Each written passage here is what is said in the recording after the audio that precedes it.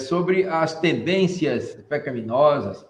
O apóstolo Paulo, no capítulo 7, a partir do verso 15, ele diz: pois o que faço, não entendo. Não pratico o que quero. Vamos ver aí o texto, né? Romanos 7, a partir do verso 15. Muito bem. Então, está aí posto, né? Porque o que eu faço, não o permito. Pois o que eu quero, isso não faço. Mas o que odeio, isso eu faço. Aí ele prossegue. E se eu faço o que não quero, eu consinto que a lei é boa. Então agora já não sou eu que faço isso, mas o pecado que habita em mim. Porque eu sei que em mim, isto é, na minha carne, não habitam coisas boas. Pois o querer que está presente em mim, mas o executar do bem eu não encontro. Porque o bem que eu quero fazer, não faço, mas o mal que não quero fazer, esse eu faço. Ora, se eu faço o que não quero, né, já não sou eu quem o faz, mas o pecado que habita em mim, ele repete aqui.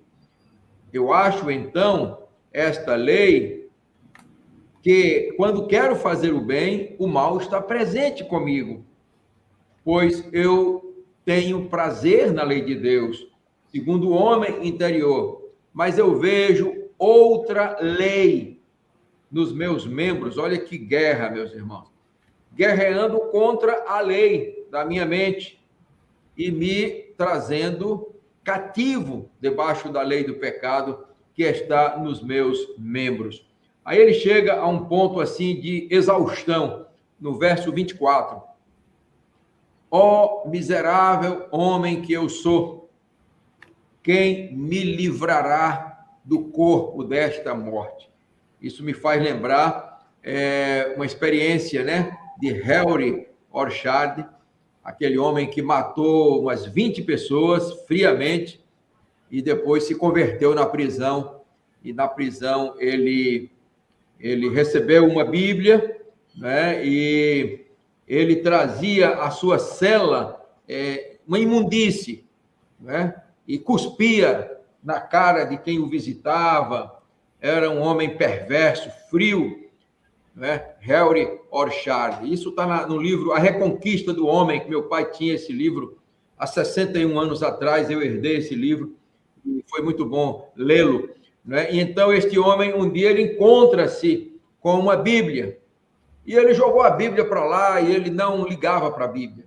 E então o que aconteceu foi que ele tinha na mente um pensamento que alguém disse para ele, que um livro fechado é um amigo que protesta. Aí ele, não é possível, então eu vou abrir a Bíblia. E abriu então a Bíblia e começou a estudar. E ele chegou a esse verso aí de Romanos capítulo 7, verso 24. Ó miserável homem que eu sou, quem me livrará do corpo desta morte? Ele disse: este homem sou eu, e eu estou liquidado, não tenho jeito, eu sou um criminoso, um bandido.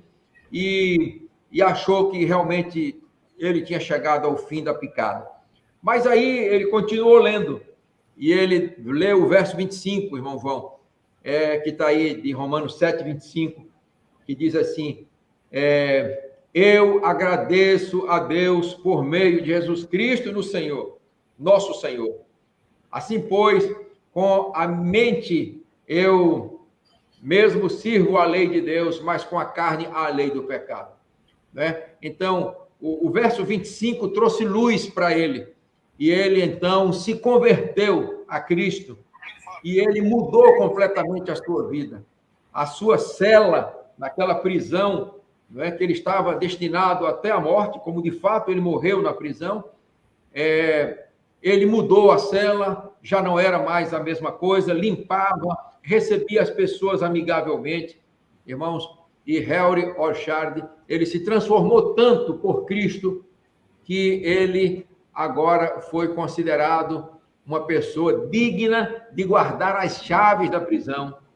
E não só isso, ele agora era chamado para assistir pessoas moribundas, e ele levava uma palavra de conforto, de esperança, e as pessoas morriam em paz, dada a pregação e a conversão que Henry Orchard ele sofreu. Então, é dito no livro A Reconquista do Homem, que eu me lembro, isso deve ter quase 60 anos que eu li esse livro, 50 anos, e então é dito que, quando ele morreu, compareceram ao seu sepultamento 500 pessoas. Impressionante. Como é que 500 pessoas vão ao sepultamento de um homem que matou 20 pessoas, inclusive o vice-presidente lá, o vice-governador do estado de Idaho, Frank Steunenberg. E então, esse homem realmente foi transformado, porque a culpa foi tirada dele em Cristo Jesus, não é? E então é dito que no túmulo dele, de Henry Orchard, está uma lápide, né? Uma pedra de mármore que diz o seguinte: nesta lápide está escrito assim: Henry Orchard, o homem a quem Deus fez de novo. Louvado seja Deus por isso, irmãos.